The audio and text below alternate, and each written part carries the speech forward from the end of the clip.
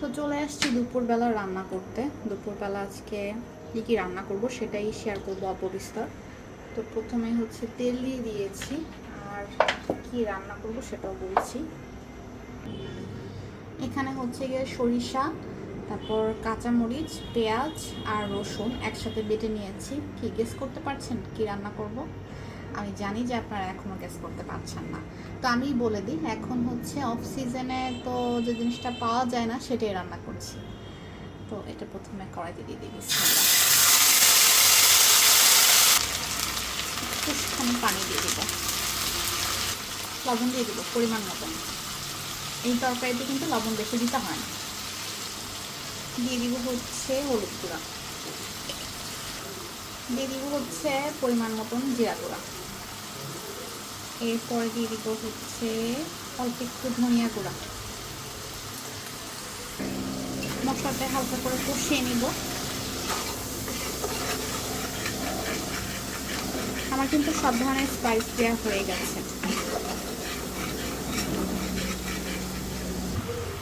এই যে এতক্ষণ এটার কথাই বলছিলাম, আমি জানি যে আপনারা গেস করতে পারেন না, কারণ অফ সিজনে তো এটা থাকার কথাই না। এটা হচ্ছে 12 মাসের সজনা, তো সেটাই হচ্ছে কেটে ধুয়ে বেছে নিয়েছি। আর এখন এর মধ্যে দিয়ে দিয়েছি একটা আলু, আর এই যে কষিয়ে নিব এখন আস্তে আস্তে, তারপর রান্নাটা করব। আমার কিন্তু সজনা খেতে অনেক বেশি ভালো লাগে, ভাত দিয়ে না, নর্মালি খেতে ভালো লাগে। আর আপনাদের ভাইও অনেক পছন্দ করে, তো সে নিয়ে আসছে, তার দেখে খাইতে ইচ্ছা করছে, প্লাস নিয়ে আসছে। আমি আমার মন মতন এখন রান্নাটা করে নিব। তো ঠিক আছে, এটা অফ ক্যামেরায় আমি খুব ভালো মতন কষিয়ে নিই। সজনাটা টোটালি কষানো হয়ে গেছে প্রপারলি, এখন আমি পানি দিয়ে সিদ্ধ হয়ে বসিয়ে দিব। এই তো, আর কিছু না। এখন এটা জাস্ট একটু নেড়ে চেড়ে মিশিয়ে সিদ্ধ করে নিতে হবে। আর অফ সিজনের সজনা তো জানি না কত দূর সময় লাগবে সিদ্ধ হতে, সিজনে তো এত বেশি সময় লাগে না।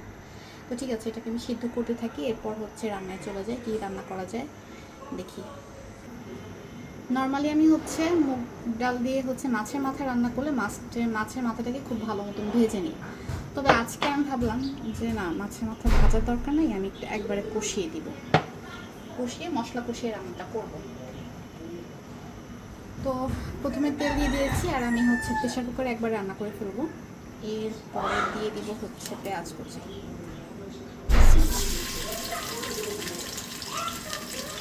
দিয়ে দিব হচ্ছে এলাচ, দারচিনি, দিয়ে দিব হচ্ছে কয়েকটা লং। এটাকে হালকা মতো একটু ভেজে নিব। আর আমি এদিকে সব মশলা হচ্ছে একবারে রেডি করে পানি দিয়ে ভিজিয়ে রেখে দিয়েছি। আমি একটু দেখাই।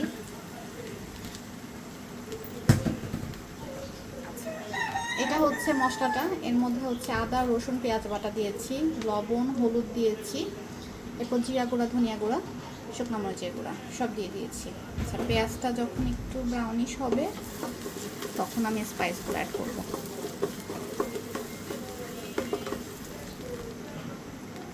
পেঁয়াজটা মোটামুটি ভাজা হয়ে গেছে, আমি এখানে মশলাগুলো দিয়ে দিব। মশলাগুলো দিয়ে প্রপারলি আমি কষিয়ে নেব।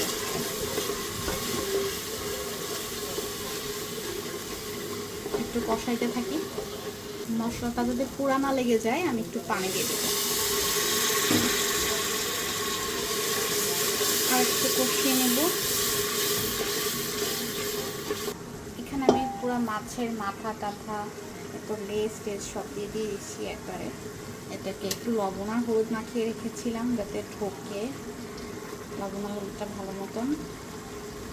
আর এখানে হচ্ছে এটা দিয়ে কষিয়ে নেব। মানে আমি নর্মালি হচ্ছে ভেজেই রান্না করি, বাট আজকে মনে হলো যে না, একটু কষিয়ে রান্না করি। এখন এগুলোকে একটু প্রপারলি কষিয়ে নেব।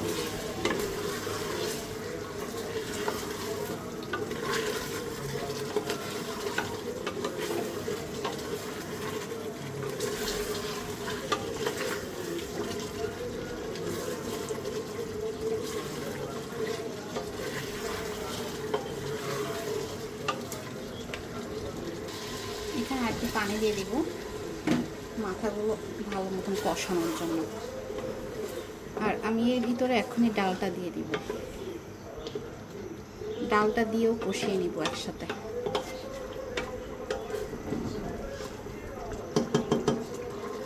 মুগ ডালকে হচ্ছে আমি ভেজে রেখেছিলাম, এরপর পানি দিয়ে বেশ কিছু সময় ভিজিয়ে রেখেছিলাম, এখন এটা দিয়ে দিব।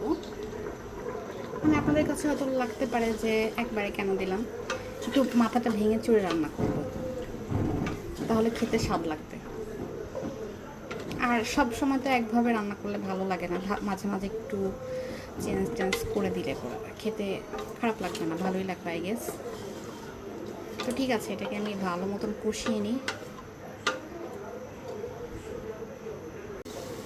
তো এটা খুব ভালো মতন কষানো হয়ে গেছে, এখন আমি এটা সিদ্ধর জন্য পানি দিয়ে দিব একবারে। এখন নেড়ে চেড়ে জাস্ট 2 থেকে 3টা সিটি দিলেই হয়ে যাবে রান্না। আর মাথা টাথা একদম ভালো মতন কষানো হয়ে গেছে। এই যে আমার ভেঙে চুড়ে দিয়ে রান্না করতেই বেশি ভালো লাগে, পুরো মাথার ফ্লেভারটা ডালের ভিতর চলে যায়, খেতে বেশ ভালো লাগে। এখানে আমি অনেকগুলা কাঁচামরিচ দিয়ে দিব, ঝড় বৃষ্টি শুরু হয়ে গেছে। এই তো এখন জাস্ট সিটি দিয়ে নামিয়ে নিব, 2 থেকে 3টা সিটি দেবো, বেশি না, হয়ে যাবে এটা। তো ঠিক আছে, রান্নাটা করে নিই। আর আমি এই পাশে হচ্ছে মাছের প্যাটা রান্না করতেছি। আপনারা দেখেছেন না যে আমি ওই যে মশলা মাখিয়েছিলাম, মানে মশলা রেডি করেছিলাম, সেটাই দিয়েছি আর কি। তেলের ভিতরে একটু পেঁয়াজ দিয়ে ওই মশলাটা দিয়েছি। এখন এটার ভিতরে হচ্ছে আমি মাছের প্যাটাটা দিয়ে রান্না করে নেব। তো মাছের প্যাটাকে খুব ভালো মতন ক্লিন করতে হয়, নাহলে কিন্তু খেতে ভালো লাগে না। বিসমিল্লাহ। তো আজকে হচ্ছে আমার শ্বশুর আসতেছে বাসায়, তো আব্বু হচ্ছে মাছের প্যাটা খেতে পছন্দ করে। তো আমি ট্রাই করি যে আমার বাসায় যেই আসে তার উইশ লিস্টে যদি কিছু থাকে, আমি সর্বপ্রথম ট্রাই করি যে ওইটা রান্না করা। এরপর হচ্ছে বাদ বাকি আমার পছন্দ মতন আমি রান্না করি।